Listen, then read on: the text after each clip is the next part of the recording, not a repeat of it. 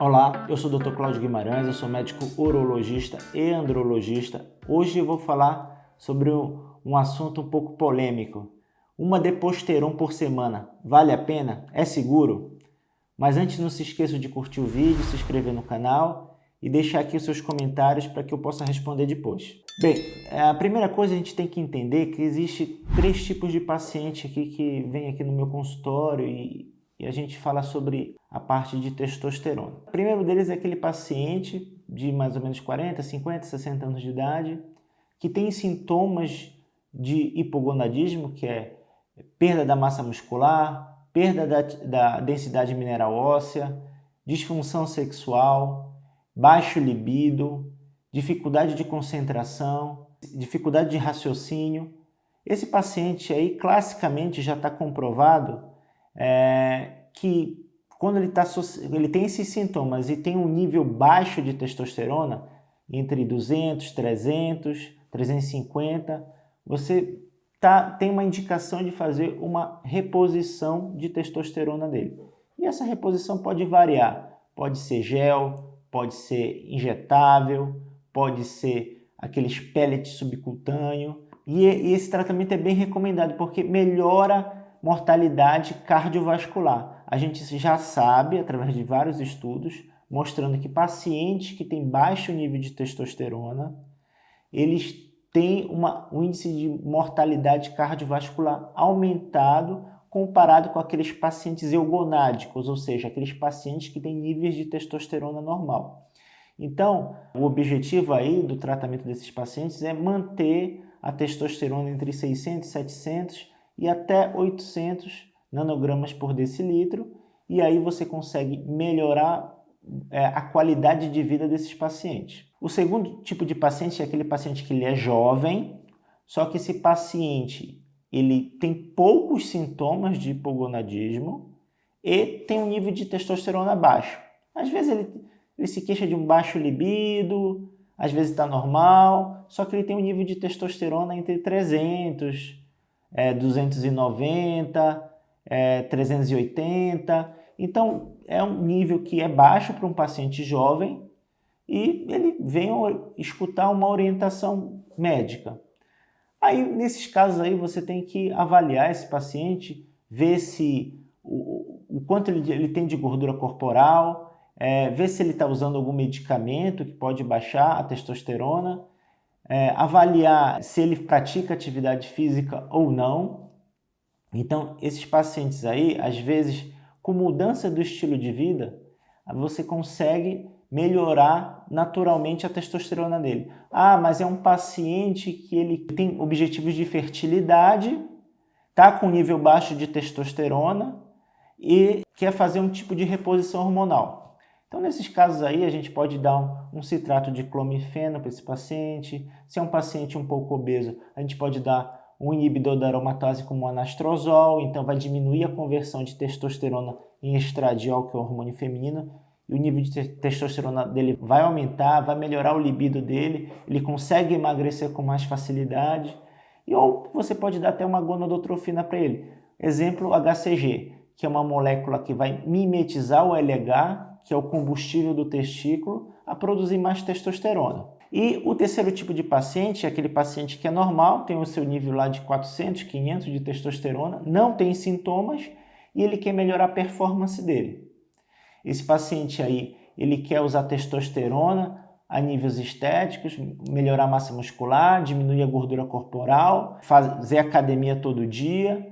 E esses pacientes, eles querem manter níveis suprafisiológicos de testosterona, eles querem fazer um cruise, ou seja, manter a testosterona no nível de 1.200, 1.300, eles não querem fazer uma reposição de testosterona propriamente dita, eles não querem ficar no normal, eles querem um nível um pouco aumentado de testosterona e, claro, para fins estéticos, melhorar a massa muscular, melhorar a performance em algum tipo de atividade que eles fazem. E aí, nesse caso, o que acontece?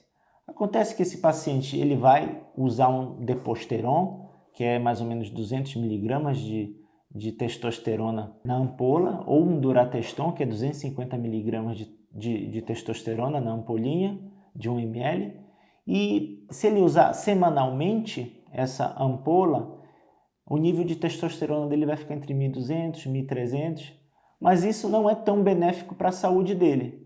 O nível de colesterol dele, LDL, vai piorar, ou seja, que o ideal que seria abaixo de 100 vai começar a ficar 110, 120, 130. O nível de colesterol HDL dele, que o ideal é ficar acima de 50, 60, vai começar a cair, vai ficar 45, 40. Então, o perfil lipídico desse paciente vai piorar. Uma outra coisa que nesse tipo de paciente vai acontecer é que esse paciente ele vai precisar fazer um monitoramento do hemograma dele, do hematócrito dele, que é as células sanguíneas dele. Porque o nível aumentado de testosterona vai fazer produzir muitos glóbulos vermelhos. E esses glóbulos vermelhos em excesso podem causar eventos tromboembólicos no paciente. O paciente morrer de um infarto, por exemplo. Então, nesses casos aí, ele faz o acompanhamento. Se o nível de hematócrito dele tiver 53, 54, vale a pena fazer uma sangria nesse paciente, ou seja, tirar sangue desse paciente, mais ou menos uns 400, 500 ml, para diminuir a quantidade de glóbulos vermelhos que esse paciente tem. Então, a gente já percebe que não é uma coisa tão simples assim, você manter o nível de testosterona no nível superior à normalidade. Uma outra coisa que acontece nesses pacientes, principalmente pacientes já um pouco com 40, 50 anos de idade, querem manter em níveis suprafisiológicos, é o crescimento da glândula prostática. A próstata começa a aumentar gradativamente de tamanho.